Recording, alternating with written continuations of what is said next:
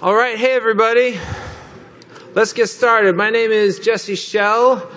This is my 21st GDC, so finally I can drink here, and I'm looking forward to that, so that's a good thing.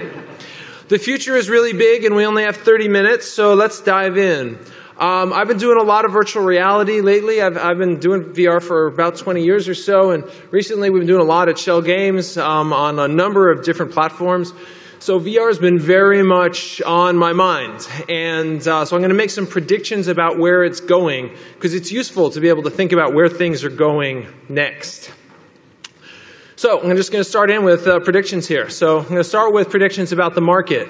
It's an exciting time. VR is finally here, which is so awesome. And the good part is this isn't some fad. This isn't the Kinect or the Super Scope 6 or something like that. It's going to stay. So there's my prediction number one. Starting in 2016, VR headsets will be in the consumer market permanently. They're not going to go away. They're going to be there 5 years from now, 10 years from now, 20 years from now. They're going to be here to stay. You know, they're going to be in Best Buy. Best Buy might go away, but they'll still be here. So, second prediction, how many are we going to sell? Everybody wants to know. So I'm going to say this. By the end of 2017, 8 million gamer headsets will have been sold. I believe this is true. Now, some people say, you're crazy, we're not going to sell that many. Well, here's my logic. So you got the Sony is out there. Sony's got their VR thing coming out. By the end of 2016, they're going to have 40 million PS4s out there. And then there's going to be more than that by 2017. If they can't sell into 10% of that audience, are you kidding me? So 10%, that's 4 million right there. Oculus, those guys have sold 300,000 dev kits. If you can't sell 10 units for every dev kit that you've sold, what are you doing? That's 3 million right there. I don't know what is up with the Vive. It's really cool, but they'll probably sell at least 1 million of them. I don't know. So you add that up, and there's your 8 million right there. Now, I'm making a differentiation between mobile VR and what I call a kind of gamer VR. So let's talk about that. Gamers are going to drive the adoption of VR. Why? Because gamers are bored. It's as if all of us have undergone a great conspiracy to bore gamers to death for the last 5 years, right?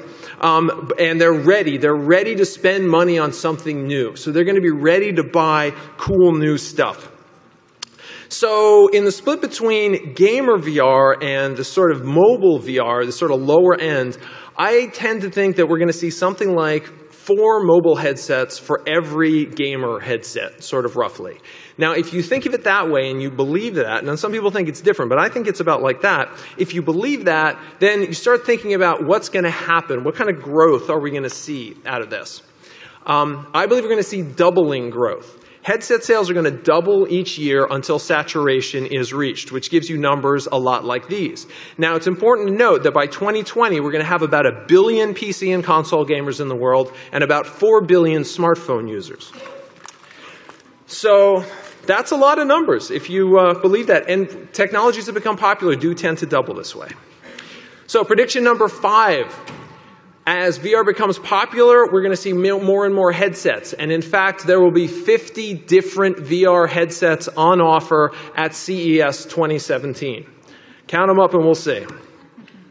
So, some people have asked, where's Microsoft in all this? I guess they got that HoloLens thing. That's cool, but it's not a VR thing. And so far, Microsoft's been kind of quiet in the VR space, other than their relationship with Oculus, where the Xbox game controllers are coming in.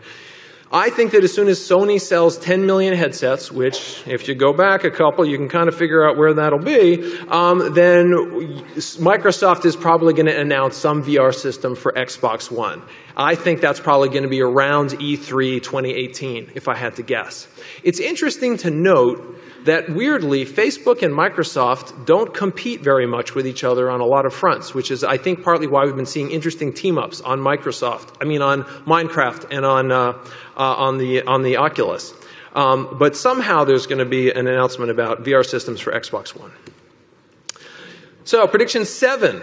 This one's really weird, and I'm going to have to ask you to bear with me. By 2022, the majority of VR revenue will be spent on portable, self-contained VR systems that are not phones. Wait, what? Okay, it's not going to be PC VR, it's not going to be game console VR, and it's not going to be mobile phone VR. What? What is that? Okay, it's this other thing. The best I can say is imagine if you strapped a DS to your face, and it's like that. Or imagine if the Virtual Boy didn't suck, right? It would be like that. These are going to be devices that are designed for gaming, not phones that are trying to do gaming, designed for gaming, so they're going to be more affordable and more powerful than phones are going to be able to be, but they're not going to be, they're going to be cordless, so you don't have to deal with all that. And the revenue is going to come from that because the gaming is going to drive a lot of the revenue within that time period. No systems like this have been announced, but if I had to guess, I would bet Nintendo was working on one, but that's just a guess. So let's talk about games, because this is a game developer conference. Prediction 8, an asymmetric party game will be a top 10 VR game by the end of 2017. What in the world am I talking about? I'm talking about a game where one person puts on the headset and the other players are still playing, but they're playing with game controllers looking at the TV. This will probably be on Sony VR because Sony is supporting this notion of one person with a headset and other people are looking at the TV at the same time, but it's not, you're not seeing what that guy sees, you're seeing something else on the TV. I think this is going to be a really fun and popular way to play because a problem with VR is that it's isolating, but this now allows for kind of a, hey, pass the headset around sort of party game that I think people are going to really like, particularly in the living room venue. Prediction 9, Madden 2018 will have a VR edition. Because, you know, why wouldn't you do that? I think that's about how the timing is going to work out. In some way, there'll be a VR edition. Prediction 10, by the end of 2018, a new VR-centric game genre will appear. But what is it? I don't know. I don't think anybody knows. But that's always how it goes. A new platform shows up, and we initially try and port all the old genres to it, and then new genres emerge that we didn't really have before. And one of those ends up being super dominant. I don't know exactly what it is, but I think we will be seeing it. It will have emerged clearly by 2018. Okay. Games are cool, but we got to talk about fears because there's a lot of fears about VR out in the world. Number 11, by the end of 2017, the media will blame at least one mass shooting on a VR game.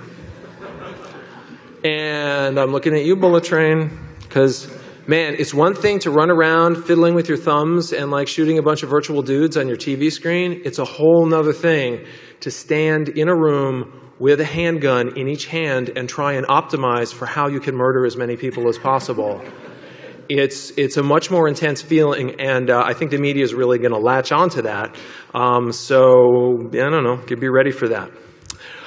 Prediction 12, by the end of 2017, news stories about VR addiction will be frequent. Because there are going to be people who are really, really into it. Just like we've seen, people are really into a lot of video games, and VR is going to be very immersive, and particularly the social aspects are really going to draw and hold people. So we'll hear stories about that. Here's prediction 13, regarded to fears. By the end of 2018, there will be at least 3 Hollywood movies playing on the fears of VR. Oculus was actually a real movie. That was a real movie, but it wasn't about VR, but it was just a cool poster. But there will be 3 movies all about some horror of VR thing.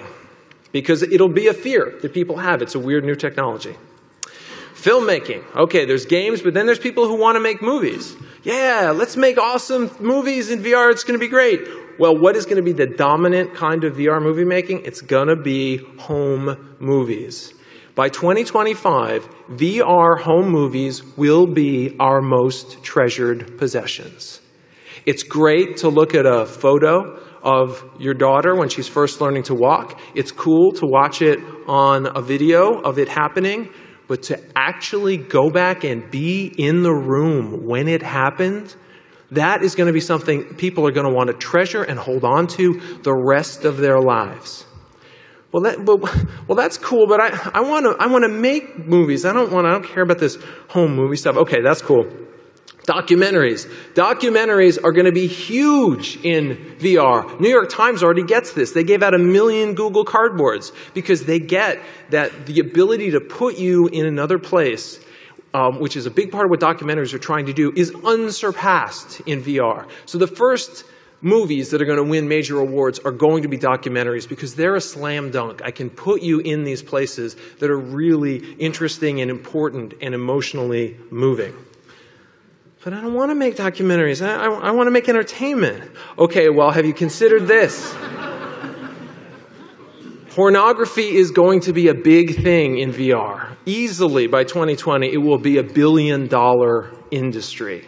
For two reasons. First, it turns out pornography is not about plot or characters. It is about a feeling of presence. And that feeling of presence is what VR is all about. Secondly, it turns out breasts are three-dimensional.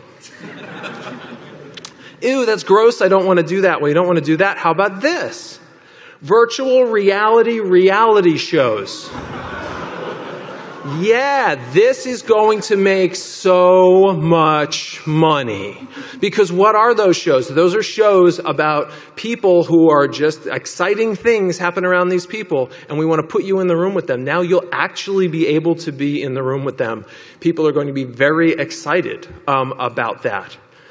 Oh my God, I don't want to work on any of these things. I want to make like great stories and things. Okay, well, if you want to make great stories, you've got some challenges.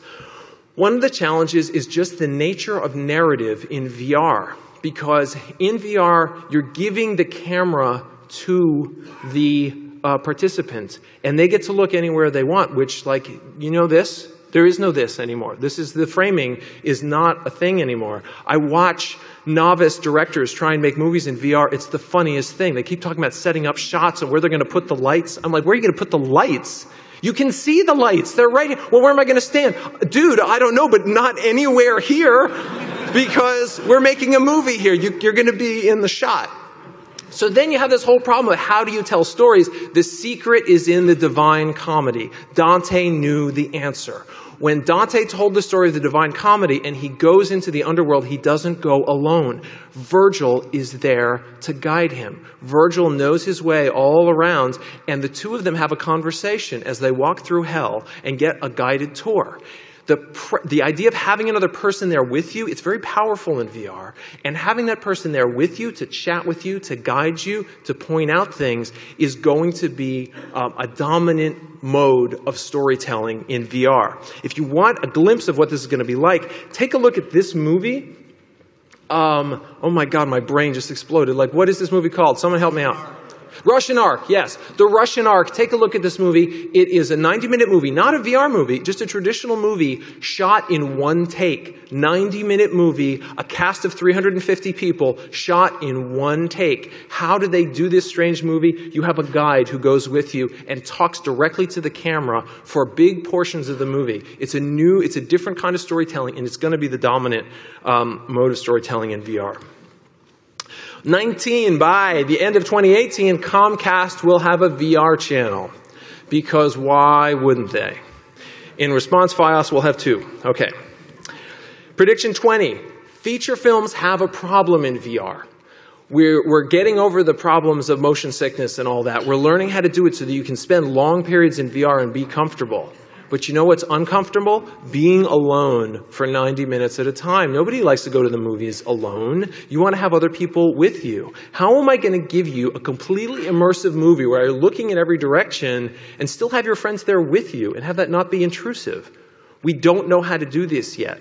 Someone is going to be smart and is going to figure it out. How do you have your friends with you when you experience a VR movie? And that'll be important, whoever figures that out.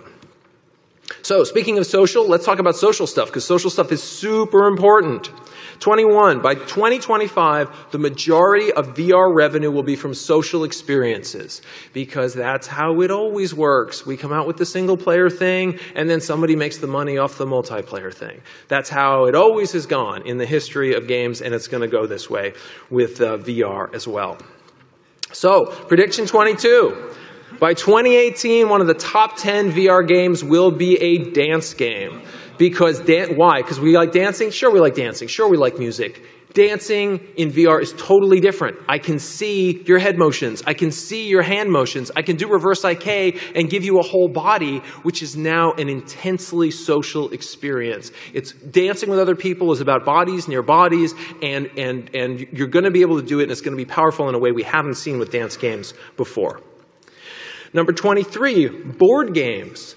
Playing VR and AR board games will be a $100 million business by 2025. I know that sounds crazy. Shouldn't I be doing big adventures and not just moving little pieces on a table? People who play board games, they want to play with their friends, but it's hard to get everybody in the same place. If I can just put on a headset, there they are right across the table from me, and we can manipulate all the pieces in our favorite board games. That's going to be an experience that board gamers are going to love, and it'll be a big business. MMO is back! By the end of 2020, at least one VR MMO will have more than 1 million subscribers. Subscribers? We don't do subscribers. It's all free to play now. Free to play doesn't work well in VR. Free to play interrupts your experience. It's presence breaking. People are going to pay money in order to not have that. They're going to pay subscriptions, partly because the games will be immersive and great, but the most important part will be the social. I will be there shoulder to shoulder with my friends. We will make eye contact. It's the only medium that lets you make eye contact with another person. I can't make eye contact on Skype. I can't make eye contact on FaceTime, but I can make eye contact in VR. We can look into each other's eyes, have a conversation. We can literally do a high five right there in the game. VR MMO is going to be a big deal. Prediction 25, by the end of 2018, there will be a leading VR social platform, and I suspect it won't be one of the old guard. It might be. Obviously, we see Facebook making huge investments in the VR space, but history kind of tells us that when media shifts and new technology arises, new companies rise up and take advantage of it. I don't know who it's going to be, but just if history is any guide, I will think the leader in VR social is going to be somebody else. Number 26, that by 2018, VR emotes will be very popular. Little things that make your character do weird little emotion animations, and they'll have a stupid name. And maybe you'll be the one to come up with it. Congratulations. All right, location-based entertainment. A lot of people are saying, hey, man, this is cool, this home stuff, but the stuff we can do in theme parks and all that, what about that? Well, first, I'll say state fairs. By 2017, every U.S. state fair will have a VR attraction. Why? Because there's going to be a lot of hype. Someone's going to put together their VR RV and drive it into the state fair and charge $5 to try out VR because there's going to be so much hype about it. I don't think it's going to last necessarily because it's going to be preying off a novelty. So what will last in location-based? Well, you've got to remember rule number 1 of location-based entertainment. Right? The baker knows it, the barmaid knows it, the priest and the pimp know it. Rule number 1 of location-based entertainment, you've got to give them something they can't get at home. And to take the commercial consumer VR experiences and just drop them into theme parks doesn't make any sense. I can already get that at home. So what can't I get at home? How about this? VR roller coasters. That sounds crazy. Who would do that? This is a real roller coaster in Germany. So here's my prediction. By 2020, there will be at least 20 VR coasters worldwide. Now, I made this prediction 4 months ago. Let me tell you how fast the world is moving. Do you know how many VR coasters there are in the world right now? 24. So here you go. By 2016, there will be at least 20 VR coasters worldwide. And that's not a prediction because it's already happened. You can go to one at any Six Flags. Okay, there you go. All right. So now coasters, that's cool, but what else will there be? Is there going to be cool stuff where I like run around in buildings? You look at this stuff like the Void. That's totally a thing. People are making systems that are going to track you as you move around wide areas, and you can actually touch physical props. It's going to be a powerful experience. The challenge is the business model. If you're thinking about a business model like this at all, I urge you, go look at bowling alleys. Bowling alleys are location-based entertainment that has managed to survive the test of time. If your system can make the same profit per square foot as a bowling alley, you're doing it right. If you're not making that much, you better look carefully at what you're doing. So bowling alleys are the key to successful LBE. Use that as your economic kind of guidestone. And speaking of bowling alleys, by 2025, bowling with augmented reality glasses will totally be a thing. Real bowling ball, real pins, real bowling alley, but a bunch of virtual crap dancing around there. I don't know what you're knocking down dragons. I'm not sure what's happening. Speaking of augmented reality, let's speak about augmented reality. This is going to be an unpopular prediction. By 2025, I believe the augmented reality market will be dominated by video AR systems, similar to things like the VR Vana, Totem, and the Google Tango. Now, what am I talking about? There's a lot of talk about systems that involve pass-through, where I'm looking straight through at the real world, and we overlay some amount of virtual stuff over that. Those are really cool, but they have a lot of challenges. There's a lot of expense to be figured out. It's hard to make them wide field of view. If you look at things like the Totem and the Tango, you're looking at a video of the real world that's happening in real time, and the advantages that it has is it's way cheaper, and you can fill the whole field of view with virtual objects as much as you care to. And people who make VR headsets are going to figure this out, and we're going to see these blended VR/AR headsets that use video, not pass-through. I'm not saying pass-through is bad. Pass-through is really, really cool. But it has a lot of technical challenges, and it's going to be more expensive to develop, and so it's going to have a place, although I don't totally understand how all that's going to play out. Number 31, AR experiences synced with your television are totally going to be a thing. You're going to put on your glasses, you're going to see a show on TV, and stuff's going to start to come out of the TV screen, so that you can be in the same room with other people who don't have that on. You're watching the show, but you get to see extra stuff. Probably it's mostly commercials, but I don't know. Augmented reality lectures are going to be really popular by 2025. Teacher wears a headset, students are wearing a headset, and now the teacher can talk about these virtual objects, hand them around the room, and it's going to be a very, very powerful way to teach. It's going to start in colleges because they're going to be able to afford it, and also colleges are in a place where there's going to be incredible competition because their prices have been going up so high. People are going to stop going to colleges. They're going to need ways to compete, so they're going to want cool, crazy stuff like that, so they'll do that. By 2025, I also believe chasing phantoms around your house will mainly be a thing for children. A lot of people are excited about that. I want to chase zombies around my own home. Personally, I think the novelty of that's going to wear off fairly quickly, and I don't think that's going to be a popular, long-lasting genre of entertainment, chasing monsters around your own home, except that kids will love it. It will be a children's medium, not an adult's medium. So technology stuff, because there's a lot of technology stuff. Glasses. Right now, wide glasses are very fashionable, and they don't fit in VR headsets very well. As VR becomes popular with hardcore gamers, the fashion is going to move towards smaller glasses so that they fit in there better. Steven Spielberg was way ahead of his time. Related, people who are really hardcore are going to get custom-made prescription lenses that they screw into their VR headset so that it'll match their prescription perfectly so they can have a really great VR experience. Eye tracking. By 2018, eye tracking VR headsets are going to be available. The technology is very, very nearly here. You'll probably see some of it out on the show floor right now. And that's cool, partly for interface, very much for social. I can actually see where people's eyes are actually moving when I'm seeing other people in the world. But then beyond that, for foveated rendering, the ability to only have to render where the eye is actually looking. There's a lot of challenges with foveated rendering, but by 2020, it's going to exist, and by 2025, it's going to be really useful. And I think one of the things that's going to help make possible are the elimination of corded VR systems. By reducing the bandwidth with foveated rendering, you're going to be able to do wireless HDMI. You're not going to need corded VR systems. And I think largely by 2025, we won't have them in the marketplace. I'm sure they'll be in research labs or something, but I don't think that will be normal at all. All right, finally, I want to talk about some things involving touch, because we haven't talked about touch too much. People aren't talking about it much now, but it is coming. So touch is important. Look at this video and think about it for a minute. We get some audio from audio people? Nobody taught this frog how to play this game. There was no tutorial. He just knows how to play because touch is incredibly primal.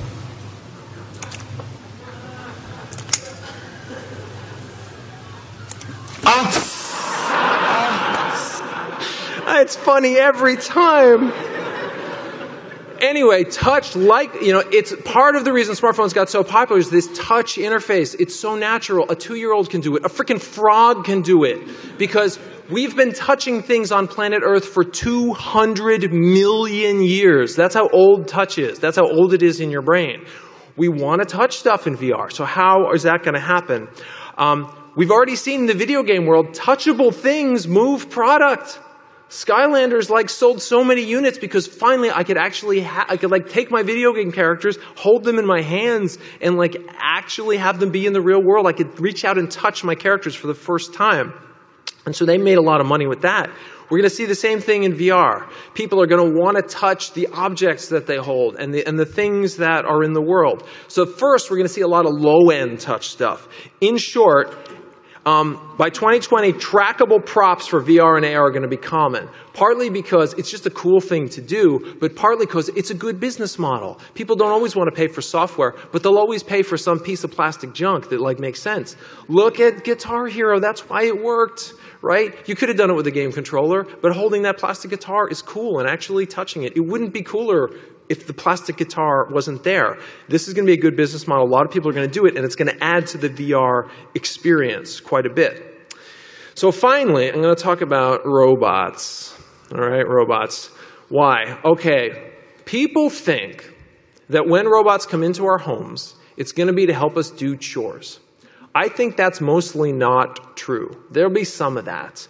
But I think we're going to see robots first come into the home for a very different reason.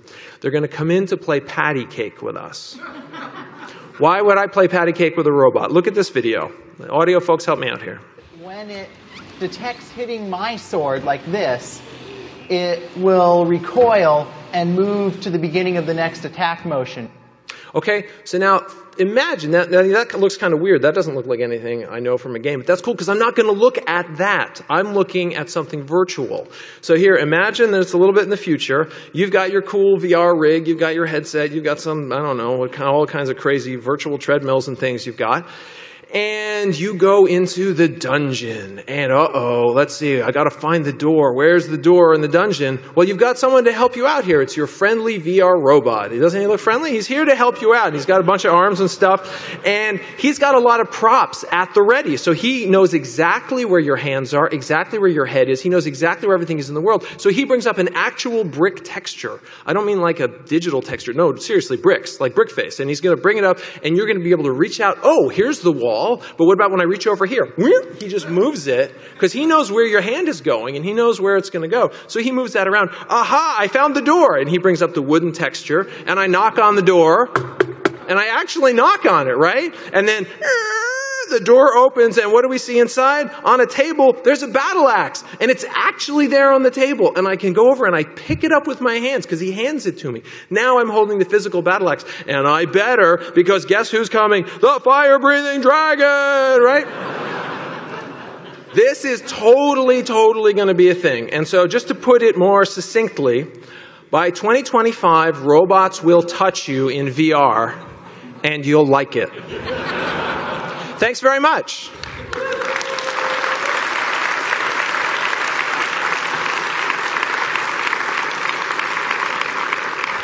We've got like 2 minutes left, maybe for 1 or 2 questions. If anybody's got questions, yes, please. Hi, yeah. I'm from a virtual reality company. We make data gloves. Data gloves. Hand-tracked gloves. Can you say anything about the future of hand tracking for us? Yeah, I think hand tracking is like the touch presence, the hand presence in Worlds is so important.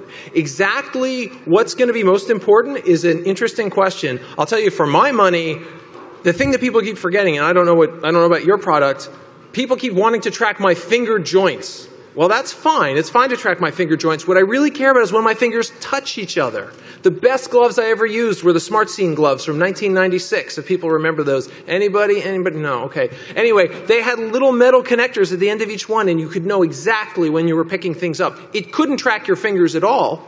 But it could track exactly when you pick things up. So, and again, that's a kind of touch when I get that tactile. So I think gloves that kind of really facilitate touch, personally, is my guess, are the ones that are going to have the most power for people. Thank you. Another question. Hi, I'm from Sony PlayStation, and I have a question about the benefits or what do you feel will be the range of in-game commerce with virtual reality? Ooh, in-game commerce Yeah. is a really hard question because microtransactions interrupt your gameplay in a weird way. We're going to have to invent new ways for you to take out your virtual credit card or something while you're in there.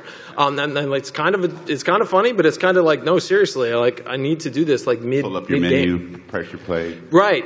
Right. So people are going to solve that. I think there's going to be a place for that. My guess is my personal estimation is that within the next 4 to 5 years, the majority of revenue is going to come from premium experiences in VR, not from microtransaction experiences. But I do think microtransaction experiences will have their place. In the long run, though, I couldn't say. Thank you. Thanks. I think we take one more, and then I think we need to clear the room out. Hi. Smartphones are kind of blamed in our society for a lot of social trends, the obsessive quantification of everything in our lives, the destruction of boredom, quiet, spontaneity, disconnection from reality, all of these things. Are you going to end on this? Keep going. Yes, that's almost the end. What social trends would you say people are going to blame on VR in 2025 or 2030? Oh, yeah, wow. So there's going to be a number of social trends that are going to be blamed on this. Wow. Certainly the notion of the violent games are going to be so much more violent. So there's going to be an enhancement of that. The immersive games are really going to get people isolated. It's like if you're really into this and you do it all the time, it's going to cut you off from your family. That's just how it is. You're not even there looking at them. And so people are going to be concerned and they're going to be upset about that. I think the main things are going to be sort of, isolation and some of the violence issues. And I bet there's other stuff, but we just don't know what it is yet. And I hate to say it, but we're ending on that. But thanks very much, everybody. Have a great GDC.